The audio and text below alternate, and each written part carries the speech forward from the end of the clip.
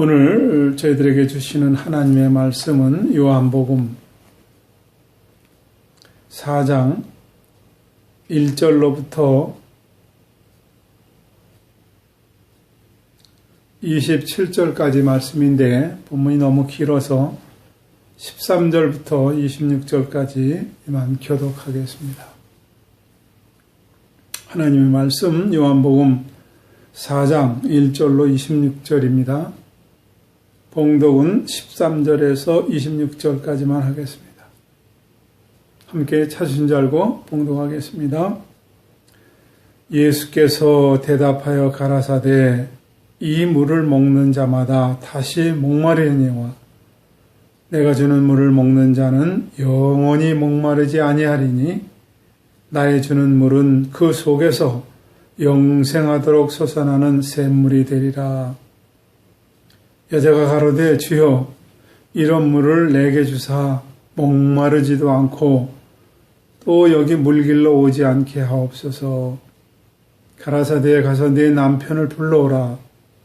여자가 대답하여 가로되 나는 남편이 없나이다. 예수께서 가라사대 내가 남편이 없다는 말이 옳도다. 네가 남편 5이 있었으나 지금 있는 자는 네 남편이 아니니 네 말이 참되다. 여자가 가로되 주여 내가 보니 선지자로서이다. 우리 조상들은 이 산에서 예배하였는데 당신들의 말은 예배할 곳이 예루살렘에 있다 하더이다. 예수께서 가라사대 여자여 내 말을 믿으라. 이 산에서도 말고 예루살렘에서도 말고 너희가 아버지께 예배할 때가 이르리라. 너희는 알지 못하는 것을 예배하고 우리는 아는 것을 예배하노니 이는 구원이 유대인에게서 남이니라. 아버지께서 참으로 예배하는 자들은 신령과 진정으로 예배할 때가 오나니 곧 이때라. 아버지께서는 이렇게 자기에게 예배하는 자들을 찾으시느니라. 하나님은 영이시니 예배하는 자가 신령과 진정으로 예배할지니라. 여자가 가로되 메시아 곧 그리스도라 하는 이가 오실 줄을 내가 아노니 그가 오시면 모든 것을 우리에게 고하시리이다. 예수께서 이르시되 내가 말하는 내가 그러라 하시니라. 아멘. 기도하고 말씀 나누겠습니다. 하나님 아버지, 하나님이 찾으시는 예배자가 되기를 원합니다. 증거되는 말씀 속에서 영과 진리로 예배하는 것이 무엇인지를 깨닫게 하시고 하나님이 찾으시는 예배자가 다 되게 하여 주옵소서. 오늘도 말씀이 권세 있게 전파되기를 소망하며 부족한 자를 주님께 의탁하오며 예수님의 이름으로 기도하옵나이다. 아멘.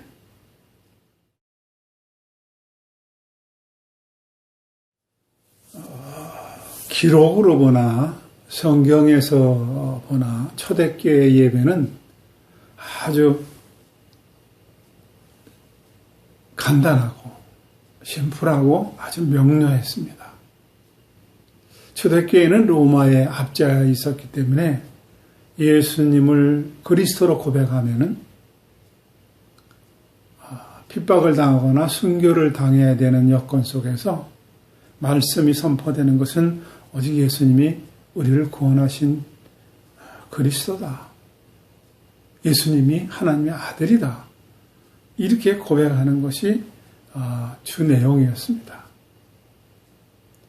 그리고 성찬이 따로 있는 게 아니라 그 예배드린 사람들이 하나의 공동체로 모여서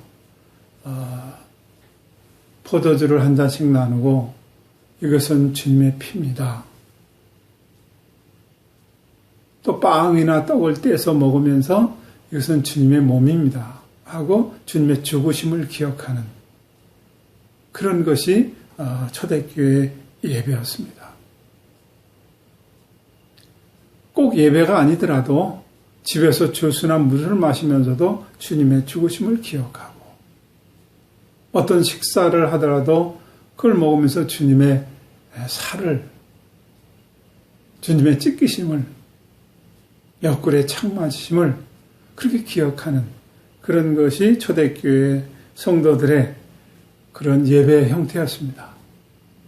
그런데 시간이 흐르고 세대가 바뀌면서 예배가 많은 형식이 생겼습니다. 현재 우리가 드리는 예배는 묵상기도, 사도신경으로 신앙 고백, 아니면 대표기도, 헌금을 하면서 봉헌기도, 축도 뭐 이런 순으로 예배를 드리는 형식으로 바뀌었습니다. 또 예배도 초대교회는 그저 한 가지였었는데 하나님께 모든 영광을 돌리는 예배였었는데 지금은 예배의 종류가 너무나 많습니다. 주일날 예배를 드리니까 주일 예배라 했고 수요일날 예배를 드리니까 수요 예배, 또 금요일날 예배를 드리면 금요 예배, 이런 건 뭐 그래도 괜찮습니다. 이해가 됩니다. 근데 요즘에는 찬양 예배, 아니면 열린 예배, 아니면 구도자의 예배, 이런 것도 조금 이해가 됩니다. 많은 예배 종류 중에서 감사 예배가 있습니다. 승진을 했다든지 결혼을 했다든지 어려운 시험에 합격했다든지 할 때 감사 예배를 드립니다. 또 나가서 장례 예배, 그리고 입주 예배, 계엄 예배. 여러분 은퇴 차나 예배라는 말 들어보셨습니까?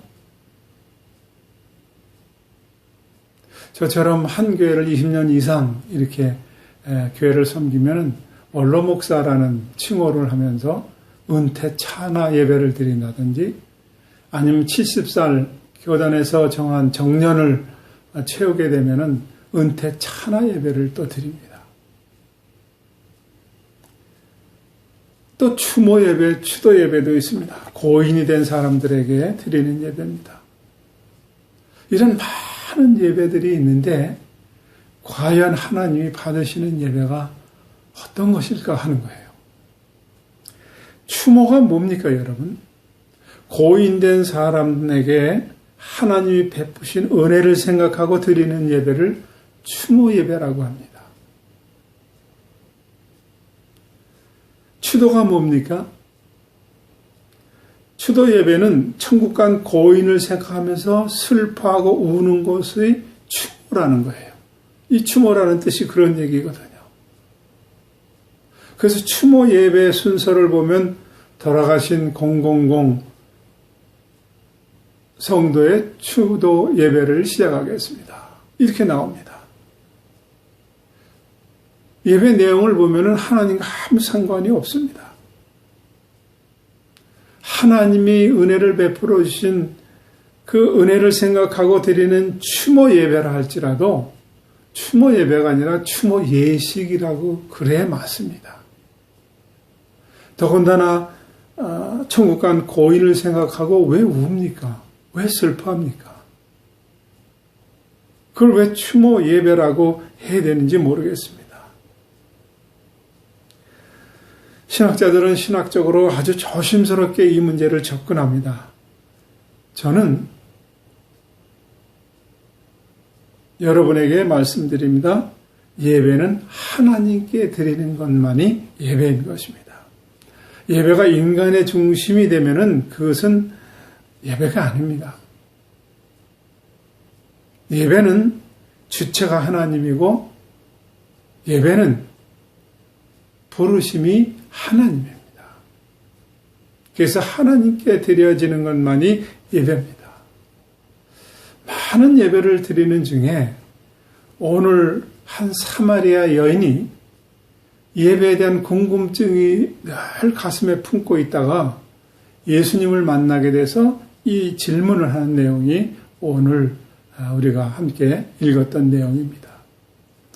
오늘 4장, 요한복음 4장 5절에서 7절에 보면은 예수님이 의도적으로 예배에 궁금하던 이 여인을 만나러 갑니다. 그것도 유대 땅도 아니고 사마리아 땅까지 가서 이 여인을 만나는 내용이 나옵니다. 4절, 5절 5절에서 7절까지를 한번 읽어보겠습니다. 사마리아에 있는 수가라는 동네에 이르시니 야곱이 그 아들 요셉에게 준 땅이 가깝고 거기 또 야곱의 우물이 있더라. 예수께서 행로에 권하여 우물 곁에 그대로 앉으시니 때가 제6시쯤 되었더라. 사마리아 여자가 물을 길러 왔음에 예수님이 사마리아 땅에 가시고 우물 곁에서 앉아 있을 때에 물을 길러 한 사마리아 여자가 왔습니다. 그 의도적으로 예수님이 이 여자를 만나러 갔습니다. 다시 말씀드리면은 예배 궁금증을 가진 이 여자에게 예수님이 만나주십니다. 예배에 관한 예수님의 신약성경의 아마 유일한 말씀이라고 생각합니다. 예수님이 이 여인에게 7절에 보니까 물을 달라고 청하시니 이렇게 나옵니다. 예수님이 먼저 이 모르는 여자에게 말을 걸었습니다. 처음 보는 여자에게 예수님이 말을 걸었습니다. 그랬더니 9절 이 여인이 유대인이 어떻게 사마리아인 나에게 말을 겁니까? 물을 달라 합니까? 그 당시에 유대 사람과 사마리아 사람은 서로 상종하지 않았습니다. 그 땅을 밟지도 않고 돌아서 갔습니다. 그런데 그것도 남자가, 그 당시에 남녀가 유별한데 당신이 어떻게 나한테 말을 겁니까? 이런 얘기입니다. 물을 달라 합니까? 예수님의 대답이 10절에 물을 달라 하는 내가 누군 줄을 알았다면은 나에게 구했을 것이고 나는 생수를 내게 주었을 것이다. 이렇게 말씀을 합니다. 그러면서 13절에 이 물을 먹는 자마다 다시 목마르다. 14절 내가 주는 물은 영원히 목마르지 않는 생수가 있다. 영생하도록 솟아나는 샘물이다. 영원토록 목마르지 않는 생수라니까 사마리아 여인이 바로 반응을 합니다. 16절에 15절에 여기 또 물 길러 오지 않게 이런 물을 나에게 주세요. 이렇게 지금 청합니다. 왜 이런 반응을 할까요? 왜 여기에 확 하고 끌려 들어올까요? 6절에 보면 제6시에 나왔다고 그랬어요.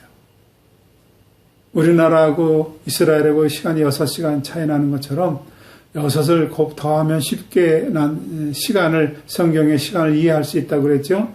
그게 12시입니다. 왜 이 여자는 때학볕에 한낮에 물을 길러 옵니까? 한참 더울 때? 옛날이나 지금도 마찬가지일 것입니다. 여자들이 많이 모이는 우물가에는 가십의 장소였습니다. 수근수근합니다. 남편이 5명이나 바뀌었던 이 여자는 늘 뒤통수가 뜨거웠습니다. 그 우물을 아침이나 저녁 때 서늘한 때 길러오지 않고 아무도 없는 한낮에 정오에 물을 길러 나오는 이 여자가 영원히 목마르지 않는 생수가 있다니까 얼마나 그 물을 막 마시고 싶었겠습니까? 물 길러 오지 않게 내게 주세요. 그럼 주시면 되는데 16절에 가서 네 남편을 데려와라 그럽니다. 그랬더니 17절에 남편이 없습니다. 예수님께서 18절에 남편이 5이나 있었으나 지금 있는 남편도 네 남편이 아니다. 그렇게 말씀하십니다. 도대체 이 남자는 어떻게 해서 나의 아픈 과거를 알고 수 있을까? 나는 처음 보는데 어떻게 내가 숨기고 사는, 꽁꽁 감추고 사는 이런 일들을 자세히 알 수 있을까? 이런 생각을 하면서 19절에 당신은 선지자입니다. 이렇게 반응을 합니다. 처음에는 경계의 대상이었다가 왜 나에게 물을 달라고 그랬다가 지금은 내가 보니까 당신은 선지자입니다. 그래요. 선지자라고 생각을 하므로 이제 궁금한 예배에 대한 질문을 합니다. 20절 사마리아 사람들은 이곳에서 예배를 드립니다. 그리심산에서. 근데 유대인들은 예루살렘에서 예배를 드립니다. 어디서 예배를 드려야 옳습니까? 이렇게 질문했을 때 장소적인 질문을 할 때 예수님은 21절에 이 산도 저 산도 아니다. 장소가 예배의 핵심이 아니다는 거예요. 예배에 어떤 악기를 가지고 찬양을 하느냐. 옛날에는 피아노 외에 기타나 드럼을 치면은 여러분 그거는 혼났습니다. 우리 어렸을 때는. 피아노로 찬양을 하든 기타로 하든 드럼을 하든 그 악기가 예배의 핵심이 아니라는 겁니다. 예배의 형식, 분위기, 어떤 가운을 내가 입었느냐, 어떤 꽃장식을 했느냐, 이것도 예배의 핵심이 아닙니다. 사도신경을 먼저 외고 예배를 시작하느냐, 아니면 찬양을 30분 이상 한 다음에 바로 말씀을 전하느냐, 아니면 헌금 기도를 먼저 하고 말씀을 나누느냐, 이것도 예배의 핵심이 아닙니다. 예배의 본질이 아닙니다. 한국에서 예배를 드리든 미국에서 예배를 드리든 중동에서 예배를 드리든 이것이 예배의 핵심이 아닙니다. 그럼 예배의 본질이 무엇입니까? 우리가 간혹 그런 얘기를 합니다. 예배에 은혜 받았다. 오늘 좋은 설교 감사합니다. 예, 그거 중요합니다. 이거 예배에 뭔가 내가 받으러 가는 거, 이것도 예배의 핵심이 아닙니다. 예배는 어떤 예배를 내가 드렸느냐 하는 것이 중요합니다.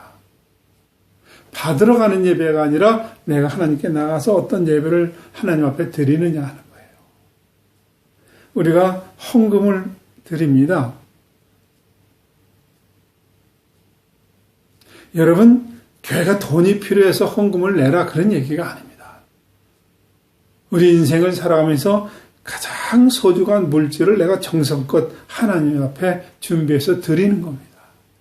그래서 우리 웃세대들, 부모 세대들은 그 돈이 옛날에는 성한 게 별로 없었습니다. 다리미로 다려서 그렇게 헌금을 미리 준비했습니다. 주일 예배를 드리기 위해서 한 주간 동안 삶을 살다가 전날에는 입고 갈 옷을 준비했습니다. 신부가 화장을 하듯 신부가 신랑을 맞듯 그렇게 준비하고 그렇게 예배 자리로 나갔습니다. 어떤 것을 예배를 통하여 드리느냐, 이것이 가장 중요한 겁니다. 참된 예배란 장소가 중요치 않습니다. 형식이 중요치 않습니다. 방법이 중요치 않습니다. 예수님이 예배에 대해서 또 말씀합니다. 20절, 22절, 너희는 알지 못하는 것을 예배하고 우리는 아는 것을 예배하노니 이는 구원이 유대인에게서 남이니라 그랬어요. 이 당시에 사마리아 사람들은, 북이스라엘 사람들은 모세오경 율법만 가지고 있었고 그것만 믿었습니다. 그래서 하나님을 부분적으로 알고 이해했습니다. 그래서 예수님이 구원이 유대인에게서 남이니라 그랬어요. 마태복음 1장 1절에 보면은 아브라함과 다윗의 자손 예수 그리스도의 세계라 그랬어요. 믿음의 조상인 아브라함서부터 예수님까지의 모든 세계가 왜 이루어졌는지 아느냐? 그리고 마태복음이 시작되지 않습니까? 그것은 유다족 속에서 다윗의 후손에서 메시아가 오셔야 했기 때문에, 이것이 구약 선지자들의 약속이었기 때문에, 선지자들이 외친 말씀이었기 때문에 구원이 유대인에게서 난다. 예수님을 통해서 난다. 그런 말씀입니다. 예수님은 사마리아 여인이 궁금해하는 예배에 대해서 이제 정확하게 핵심을 짚어줍니다. 23절, 아버지께 참으로 예배하는 자들은 신령과 진정으로 예배할 때가 오나니 곧 이때라 그랬어요. 제가 읽어드린 이 개혁성경에는 신령과 진정 이렇게 나왔습니다. 그러니까 신령과 진정은 신령한 마음으로 진실한 마음으로 예배를 드린다. 과거엔 그렇게 생각을 했습니다. 그런데 개역개정이나 새번역에는 신령과 진정이 아니라 영과 진리로 예배할지니라 그랬어요. 원문에 가깝게 해석이 된 게 영과 진리인데 뜻이 어렵습니다. 뜻이 모호합니다. 영과 진리가 뭐지? 신령과 진정은 좀 쉽게 이해가 됐는데 영과 진리는 쉽게 이해가 안 됩니다. 원문하고 뜻이 가까워졌지만은 뜻이 모호하고 어렵습니다.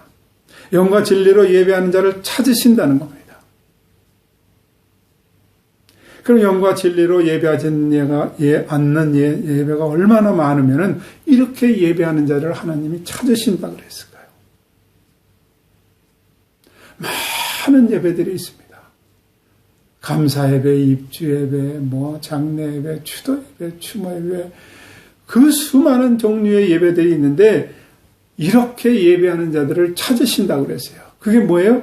영과 진리예요. 그럼 영이 무엇입니까? 영, 퓨누마. 이것은 여러분 두말할 것도 없이 성령입니다. 생각과 마음이 성령으로 충만한 것. 이것이 바로 영으로 충만해야만 되는 예배의 이유입니다. 우리는 예배를 형식적으로 드리고 관습적으로 드리는 경우가 너무나 많습니다. 그런데 예수님은 오늘 영으로 예배하라는 겁니다. 영이, 성령이 충만하지 않으면 구하라는 거예요.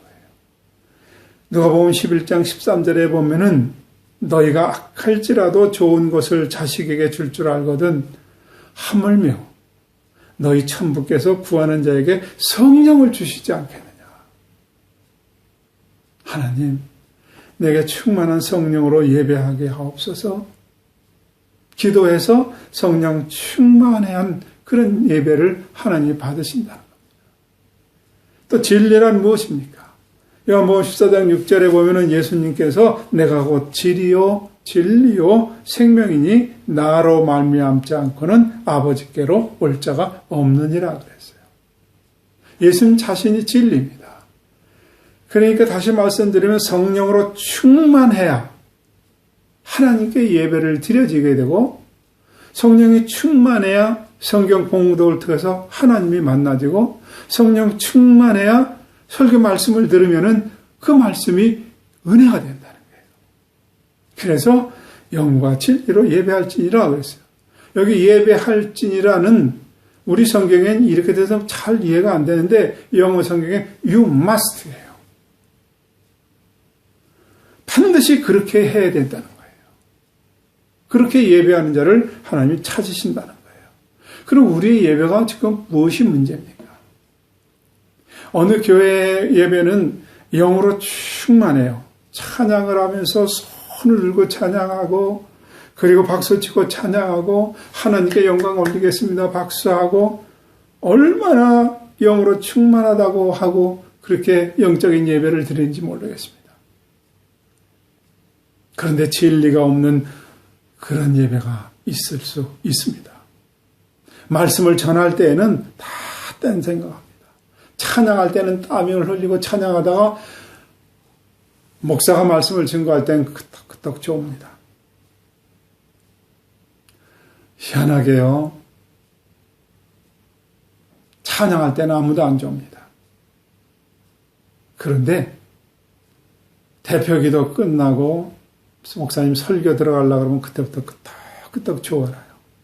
이런 사람들 참 많았습니다. 여러분, 이게 어떤 시간인데 좋습니까? 제가 탄자니아에 몇 차례 갔지 않습니까? 탄자니아에 가면은 탄자니아 현지인들이 예배를 드리러 나오면은 1시간, 2시간씩 찬양합니다. 악보도 없습니다. 가사도 없습니다. 그냥 몸이 흔들리는 대로 그 영에 취해서 찬양을 합니다. 2시간, 3시간 예배 인도자가 제지하지 않으면 그냥 오전 내내 찬양합니다. 와, 어쩌면 그 리듬감과 그 영에 취한 예배인지 참 우리가 이해가 되지 못하는 그런 때가 있습니다. 그런데 희한한 것은요, 목사가 설교를 딱 시작하면 전부 다 입신이 납니다. 다 자버립니다. 영으로만 충만해요. 과연 그게 영으로 충만한 건지 깊이 생각해 봐야 됩니다. 또 어느 교회는 진리, 말씀은 있는데 성령의 어떤 교통하심, 위로하심, 성령의 초월적인 어떤 역사는 전혀 없는 그런 예배도 있습니다. 특별히 한국에 몇십 년 전에는 한국의 보수적인 교회 예배에 보면은 이런 인본주의 예배가 너무 많았습니다. 오늘 예수님은 영과 진리로 예배할지니라 you must 반드시 그렇게 해야 된다는 거예요. 성령 충만한가 예수 그리스도라는 사실을 고백하면 반드시 이런 예배를 드려야 된다는 거예요. 영과 진리가 있다면은 장소, 공간 문제가 안 됩니다. 영과 진리가로 예배를 한다면은 언제든지 예배 드릴 수가 있습니다. 이런 예배에 대한 예수님의 지적에 사마리아 여인이 어떻게 반응합니까? 25절 여자가 가로되 메시아 곧 그리스도라 하는 이가 오실 줄을 내가 압니다. 그가 오시면 모든 것을 우리에게 고하시리이다. 우리에게 가르쳐 줄 것이다. 우리가 알게 될 것이다. 예수님은 빙 돌리지 않습니다. 26절에 예수께서 이르시되 내가 말하는 그가 바로 나다. 이렇게 딱 찍어서 얘기해 줍니다. 사마리아 여인은 영안이 열립니다. 그래서 우리가 말씀을 봉독하지 않았지만은 물길로 왔던 물동이를 내던지고 동네에 들어가서 내가 메시아를 만났다고 그렇게 소리 지릅니다. 그래서 동네에 있는 사람들이 다 예수님 앞에 나왔다 하는 말씀이 있습니다. 사마리아 여인은 어떻게 예수님을 만났습니까? 네 남편을 데려오라 그랬어요. 그러면 영원히 목마르는 생수를 내게 주겠다 그랬어요. 이 여인은 숨기고 살았습니다. 자기의 과거의 아픈 것들이 누구에게 드러나는 것을 원치 않았습니다. 왜 5번 남편을 바꿔야 됐는지 그 이유를 성경에서는 설명하고 있지 않습니다. 현대식으로 해석을 하면은 지적인 남자랑 결혼하기를 원했는데 지적인 남자가 아니라서, 아니면 경제적으로 부유한 사람을 만나기를 원했는데 경제적으로 부유하지 않아서 그래서 이혼을 했을까요? 아니면은 이 여인이 어떤 치명적인 실수나 잘못이 있어서 바뀌었을까요? 아무튼 성경에서 얘기는 자세히 하고 있지 않습니까? 아니면 5번이나 남편을 바꾸고 현재 있는 그 사람도 정식 남편이 아닙니다. 이것을 예수님이 지적했을 때 아픈 과거를 드러내라고 할 때 자기의 아픈 상처, 꽁꽁 가둬뒀던 것들을 확 드러냄으로 인해서 이 여인의 마음이 열리고 영안이 열리고 생수가 그 여인에게 들어갑니다. 여러분, 주님을 인격적으로 만나고 참된 예배가 되려면 내 이론을 버려야 됩니다. 내 자아를 버려야 됩니다. 그래 영원히 목마르지 않는 생수가 터집니다. 내 자만, 내 그만을 꺾어야 됩니다. 더 나아가서 나의 의도 버려야 됩니다. 세상의 의도 버려야 됩니다. 여러분, 세상의 의를 가지고 진리를 평가하면 안 됩니다. 자기의 의를 가지고 복음을 재단해서는 안 됩니다. 판단해서 안 됩니다.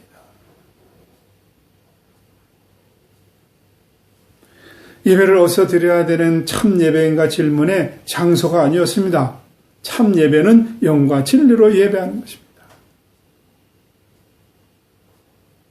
이 사마리아 여자는 자기의 그 덮고 있었던 것들을 다 걷어내버리니까 성령으로 충만하고 예수 그리스도의 놀라운 은혜를 이제 체험하게 됩니다. 여러분, 우리가 여기서 우리가 매주 드리는 예배를 한번 생각해 보시기 바랍니다. 우리 교회는 비교적 이런 게 적다고 생각하지만 그래도 여러분에게 또 주의시켜드리고 상기시켜드립니다. 하나님은 일요일에 교회 건물 속에 갇혀있는 분이 아닙니다. 무슨 말인가 하면 주일이라는 예배 속에서 하나님은 임재하시고 주일 예배라고 하는 의식 가운데 주님이 임재하시면 흩어지고 그러면 예배를 끝나고 헤어지면은 하나님은 어디 계십니까? 우리는 예배 속에만 하나님이 임재하신다고 생각해요. 그럼 다른 6일을 하나님은 어디에 계시는 것입니까? 우리는 주일날 1시간 예배를 드리면서 하나님을 불러내서 복 달라고 하고 하나님에게 때를 뜨면서 기도에 응답을 해달라고 합니다. 여러분, 이것은 종교입니다. 종교적인 힘에 기대서 세상에서 좀 더 부유하고 성경하고 살고 싶다고 하는 이것은 종교입니다. 이것은 전통적인 무속신앙과 같은 것입니다. 하나님은 6일 동안 삶의 현장에 그곳에도 함께 계십니다. 그 주일날은 현장에서 힘들게 살고 하나님의 말씀을 붙들고 살고 그리고 여러 가지로 세속의 힘든 일을 주일날 예배에 나와서 지친 마음 위로받고 다시 충전되는 하는 날입니다. 그래서 재충전하는 날입니다. 이것이 예배예요. 하나님께 모든 영광을 돌리는 겁니다. 이 프레스쿠네오라는 말은 최상의 존경을 한다는 말이에요. 구약의 이 제사라는 말은 엎드린다는 말이에요. 엎드려서 최선의 것을 하나님께 영광을 올리면은 하나님은 우리에게 6일 동안에 세상에서 삶의 모든 것들을 다시 채워주시는 거예요. 그리고 다시 예배를 마치고 흩어지는 거예요. 이게 디아스포라입니다. 여러분, 이 고린도 전서 강의할 때 여러분 기억하시죠? 예배 드리는 건 반쪽입니다. 예배를 드리고 나서 흩어지는 거예요. 예배를 다 마쳤습니다. 이제 세상에 나가서 이제 그리스도를 전하십시오. 이테 미사 에스토. 이것이 온전한 예배라고 그랬습니다. 영적 예배란 무엇입니까? 삶의 현장에서 디아스포라가 돼서 내가 삶 속에서 그리스도를 나타내는 것입니다.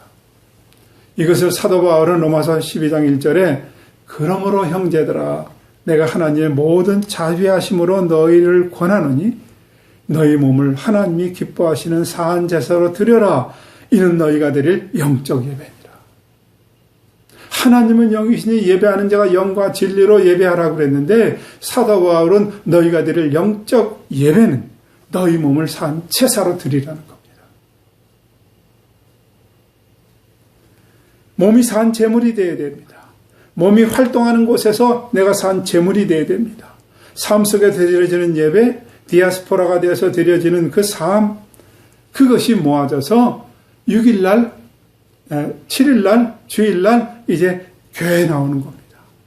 교회에 와서 하나님 앞에 예배합니다. 무릎 꿇고 하나님 앞에 최선의 최고의 존경을 드리고 하나님 아버지 세상과 타협하지 않고 사느라고 참 힘들었습니다.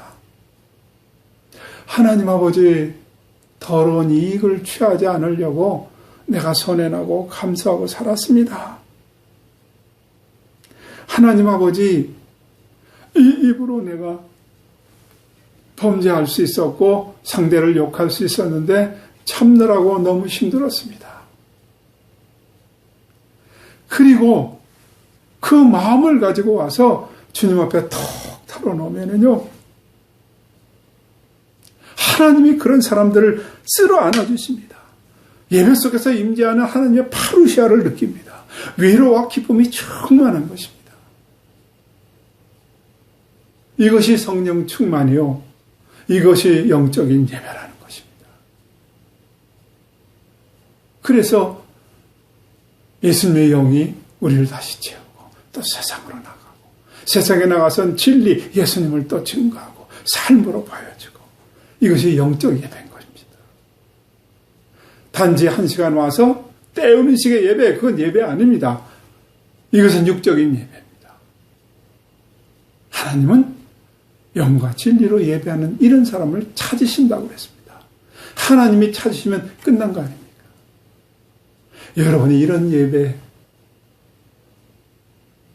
하나님이 받으시는 예배, 이 예배의 주인공들입니다. 기도하겠습니다. 하나님 아버지, 영과 진리로 예배하는 자를 찾으신다 했는데 우리가 이런 예배자 되기를 원합니다. 하나님, 부족한 저희들을 성령으로 충만케 하시고 신앙 고백한 예수 그리스도가 우리의 삶 속에서 입에서 머릿속에 가득 넘쳐서 영과 진리로 예배함으로 하나님 앞에 영광을 돌리고 하나님이 찾으시는 예배자가 다 되게 하옵소서. 예수님의 이름으로 기도하옵나이다.